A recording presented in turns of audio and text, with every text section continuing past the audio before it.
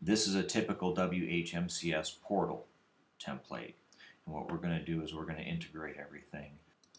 A standard Joomla installation or your own Joomla installation. So here we go. We're going to, first of all, you have to go into WHMCS, okay, go under Setup. You have to create a role, okay, Administrator Roles. Add new role group. We're going to make this the API admin, all right. And that API admin will have API access only. Save changes. All right. Then we're going to go and create an API administrator. So add new administrator.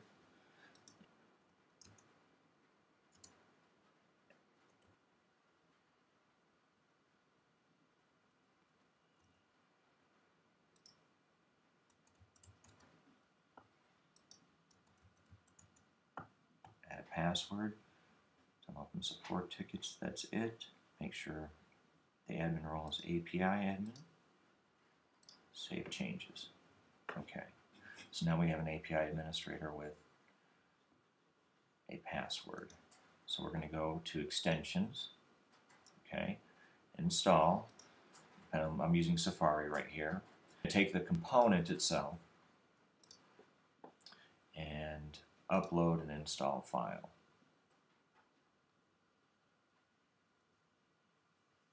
We're going to do the automatic install, okay? And what it does is it uploads Joomla. Our site is under client. That's the URL to the installation. Now it's checking license. Sometimes it'll hang on the check license. Okay, copy your interview link somewhere. Okay, and just go out of that. It'll hang up sometimes. It should prompt you for another license, but this is one of the problems with the installation, depending on the file permission. So we're going to go to the JWHMCS Integrator, and we are going to manage license. And we are going to paste our license and hit Tab. All right. Save license. API connection. Remember, this is your API admin. So API admin. And the password you used. Tab. Okay, successfully connected. Now remember that URL we copied for the interview. We're just going to put that back in. Hit enter, and it's going to go through its install process again. It's going to basically upgrade. Upgrade complete, it says. There we have it. It's installed. Now when we go to our portal template, we refresh, and there we have it. It matches Joomla. So that is basically how you do the installation of the JWHMCS product.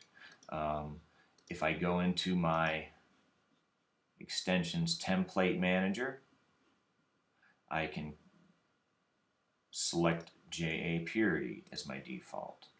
Now my portal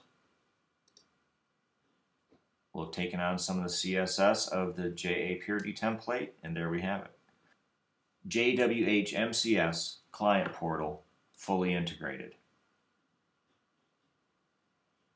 What it does in the back end, under Setup, what this has done is General Settings, under Templates, it created two templates, Portal and Default. If we select Default and go back to the portal and we refresh or go to the portal, it has the default template now.